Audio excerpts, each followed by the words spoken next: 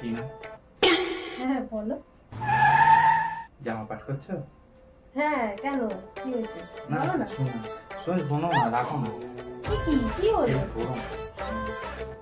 কি হলোটা? বলছি বছরটা তো শেষ হয়ে আসছে, আমাদের মধ্যে অনেক ঝুট ঝামেলা হয়েছে, অনেক অশান্তি হয়েছে, অনেক কিছু হয়েছে, মারদাঙ্গা থেকে শুরু করে ঝামেলা ঝাড়ি কান্নাকাটি অনেক কিছু হয়েছে।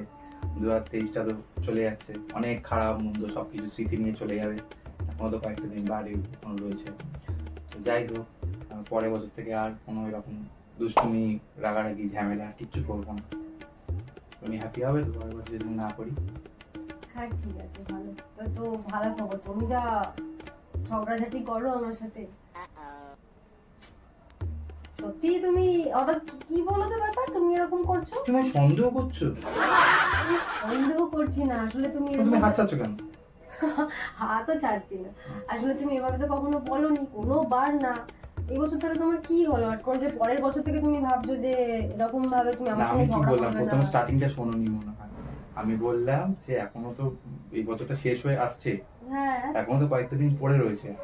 আমি বলেছি পরের বছর দিয়ে এসব শুরু করবো না, এই কটা দিন, যে কটা দিন 31 অব্দি আসছে ততদিন তো করবো।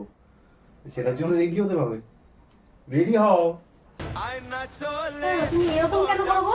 হ্যাঁ, সবসময় আমার ভালো লাগে না কিন্তু এই জিনিসগুলো। এ কি?